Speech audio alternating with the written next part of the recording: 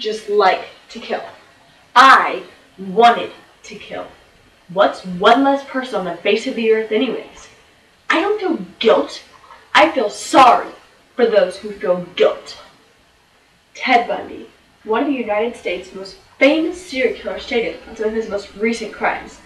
Ted Bundy also admitted he felt no remorse for his actions. Serial killers, just as Ted Bundy, not only did they feel no remorse, but they also felt they had no control of their actions. Now, this is because psychological harm in their past as a child may have led them to create odd desires, and the only way to express these desires, they felt, was to take another human being's life. For example, an unstable life as a child often led to the creation of these desires. Now, although an unstable life causes quite a bit of cognitive or brain damage, what pushes them over the edge to take one's actual life? Today, I would like to present you with information on serial killers and the reasoning for their killing. That way, someday, you know when a situation could possibly be heading for disaster. Now, simply because a person commits a crime or takes another person's life does not make them a serial killer. Which is me to main point 1. A serial killer is entirely different than the average murderer. Serial killers often elude authoritative figures as best they can.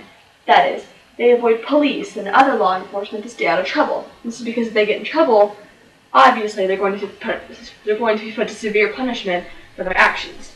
Now this diversion is unfortunately effective most of the time, which leads to very long, drawn-out cases lasting weeks, months, and sometimes even years.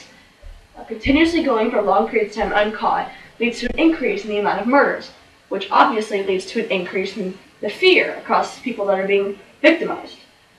Now, all murders, I would say, have the possibility of inflicting fear. However, serial killers are thought to be a little more sinister about their actions. The fear isn't limited to one local area. It's across an entire nation. It appeals to a total diverse crowd of people, for serial killers often specialize in a particular trait that they want their victims to have. Now, the United States, according to Serial Killer Facts and Statistics from June 30th, 2010, currently holds 76% of the world's entire amount of serial killers. Europe amounts for the other 17%, and this other 7%, which is the other, stands for miscalculations or transcontinental serial killers, anybody that could have changed or transferred, other errors or faultations in calculations. The main point here is that 76% of the entire world serial killers are represented in the United States alone.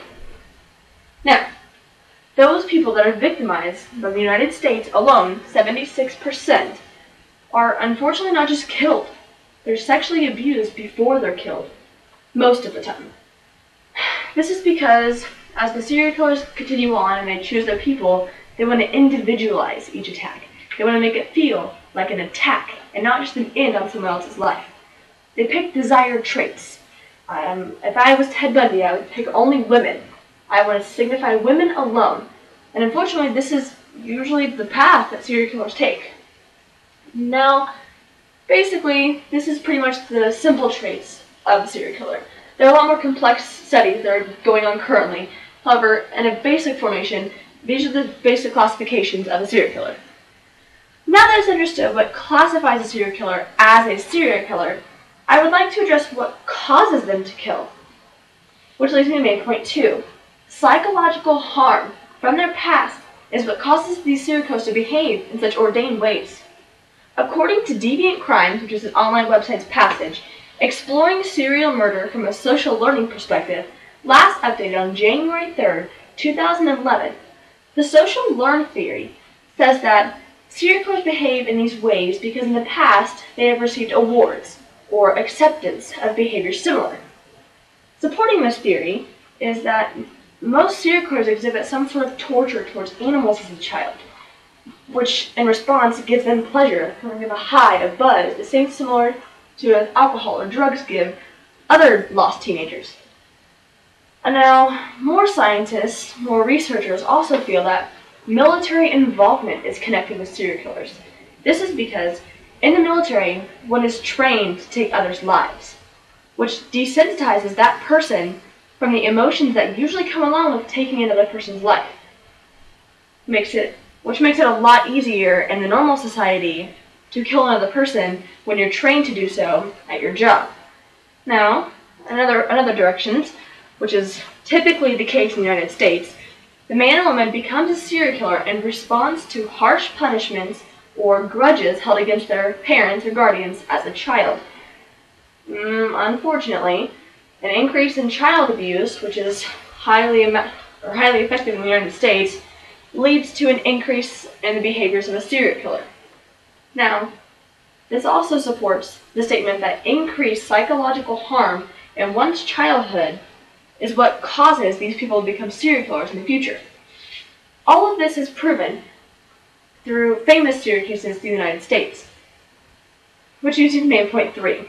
An evaluation of well-known serial killers and their cases show prime examples of the devastating psychological effects one's childhood can have in the future.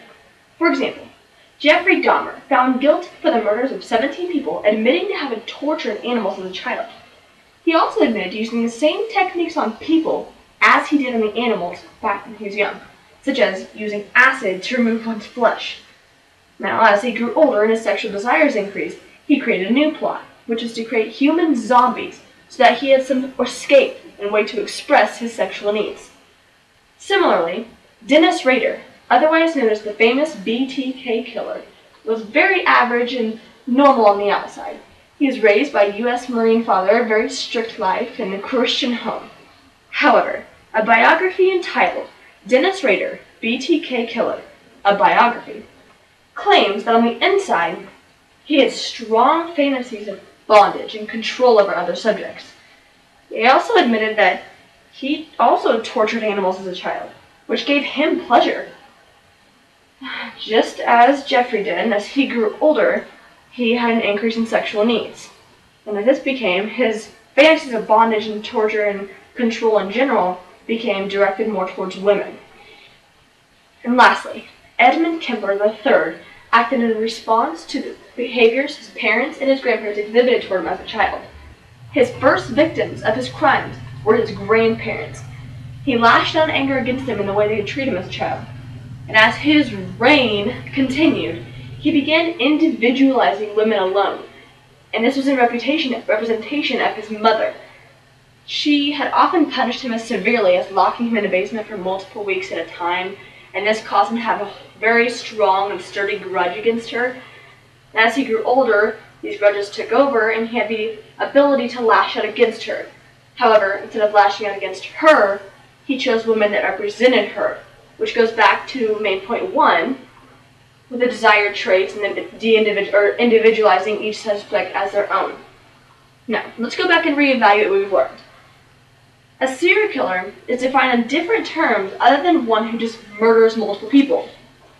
These killers often act in response to psychological harm or emotional trauma in their past. Extended periods of uncaught murdering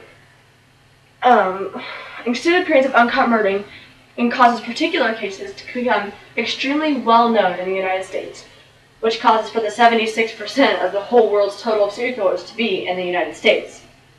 Now, you know what classifies one as a serial killer. You know what could lead a child to become a serial killer. And you know what one day, who they could become. One bad move, and what appears to be a normal child on the outside could become a monster. In some cases, these monsters aren't afraid to make remarks concerning their faces. For example, in the words of Ted Bundy, "We serial killers are your sons. We are your husbands. We are everywhere. And there will be more of your children dead tomorrow."